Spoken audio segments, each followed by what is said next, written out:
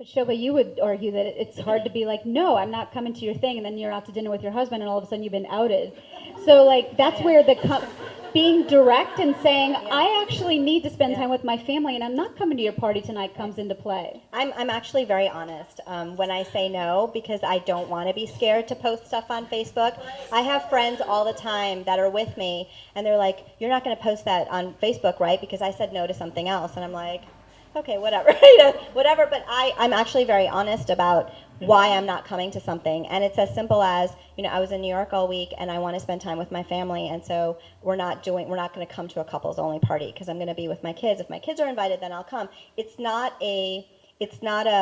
not being negative about that. It's just, it's not for me right now, and that's not what I want to do. And I'm honest about it, and I do feel like I'm judged sometimes for it.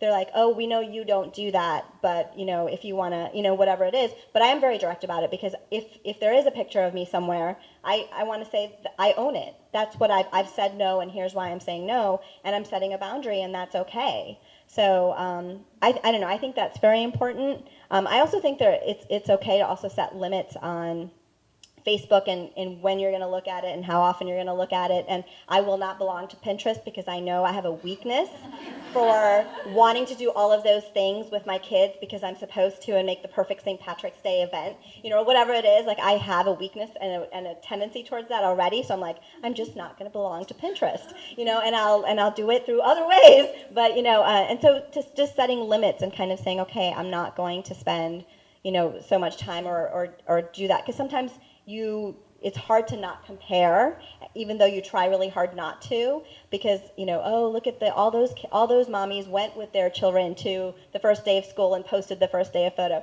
Okay, I decided not to do that, but now maybe I should have, and maybe and so I think that doubt can come in, and so you have to kind of own your decisions, and sometimes it's easier to set limits that way.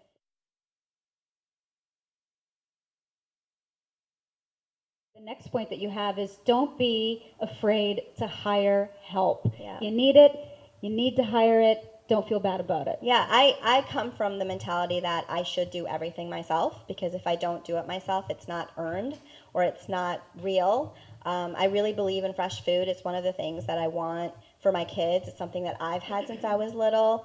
My mom was a big proponent. I grew up with my grandmother. We cooked fresh food. We made fresh beauty products. I mean, whatever it may be. And so that concept is very important to me. And so I want to do that. I can't do that all the time. And I felt like if I can't do it, then what does that mean? That they're not going to have it? Or am I going to kill myself to do this? And that was where I said, you know what, I'm going to be kind to myself and allow myself to hire someone to help me go grocery shopping and cook so we can have healthy food. And that felt really hard, actually, because as a mother, I have this vision of myself being in front of the stove cooking and providing this meal for my child versus somebody else doing that. But what I said is, what's more important, that I come home and I'm able to have a healthy meal with my family, or I'm running around trying to put this together and then getting upset at them or whatever it is. And so I've allowed myself to do that, and it takes money to do that. You have to invest in it, and not, we don't always have a ton of money to invest in that. But to me, I'm investing in my future, because the other decision is I could just not work. And I said, you know what, for me right now, I want to. My business is at a stage that I would like to grow it. I would like to continue growing it. And so that means that my choice to do that is that I have to invest in myself and invest in getting help and kind of understanding what that means.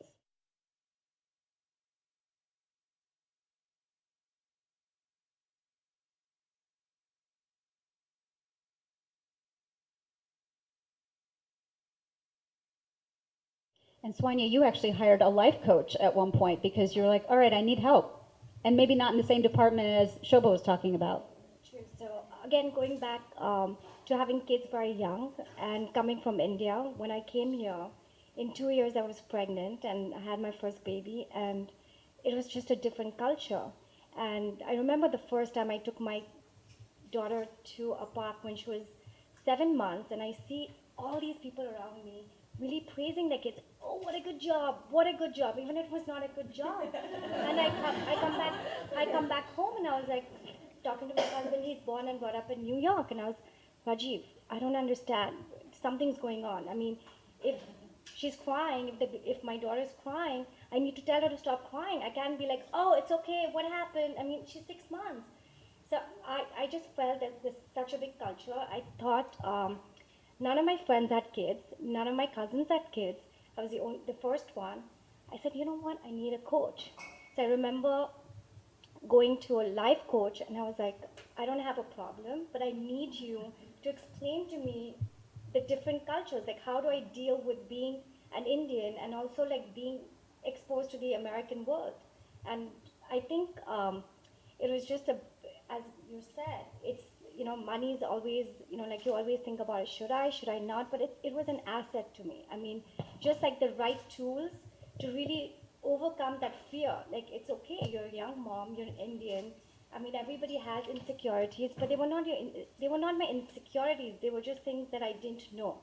So if you definitely think that there's something you don't know, reach out for help. I don't feel like, half of us are like so insecure and so afraid. Who cares? To actually ask for help and help. reach up your hand and say, I need it. And I feel like, who cares? Because you know what? Those people are not going to know you. So just reach out for help, because that's going to help you. And if it helps you, you're going to help your family and the people who work for you. So I think reaching out is the best way. Yeah, and I think as women, we're not conditioned to necessarily ask for help, and that hopefully is starting to change. I know somebody this week was like, I'm so glad that you raised your hand and you asked for help. I'm like, yeah, because I need to film this thing, and I'm not going to be able to do it without your financial support. I mean, it's a fact of life, and so, it's something that we need to be able to get better at. And with that comes a lot of rejection. I mean, my friend Hamel was asking me, she's like, why are you so down? I'm like, because I'm putting myself out there, but that also means that I'm getting rejected 2/3 of the time, and that's hard on me. I would like to add, you're right, the rejection, like coming from the Indian culture, telling someone I have a life coach, oh, is something wrong with you? Like, no, nothing's wrong with me, I'm just educating myself. Yeah. I mean, sometimes people don't understand that to educate yourself, you need to take, Ownership. Exactly. So I feel sometimes, just reach out, don't get afraid. Jen, It's okay if something's wrong too. Yeah. Like that's, I think, the piece that I'm not saying for you. I think that as women, like, we are so scared to say, my son this weekend he was not being very nice this weekend. I said, oh my gosh, and it's okay for me to reach out to somebody and say, hey, you have older kids, like, what did you do when they were this stage? Did they ever do that? Like, is this something that I have to worry about? Is this not? I don't know, and it's not perfect, and I don't know how to make this work, or I don't know. I don't know. I feel like it's okay to not be perfect and to not have all the answers and to not, I mean, even with my business, we're growing it, and it's like, wow, I don't know how to do this or that. How am I going to learn? Let me go talk to people and learn that, and I don't know the answers for everything, and that's okay. And to give ourselves a break, and to also, and just like, I think that's a huge thing. I don't know, so. Well, Nirja, you had a point that you had made somewhere along the way when I asked you about your work-life balance, and you're like, you know what? Maybe my kids are not going to have the perfect Mickey Mouse pancakes, but at least they got pancakes this morning. So sometimes good enough is good enough, and that's just going to have to be. At least you were there.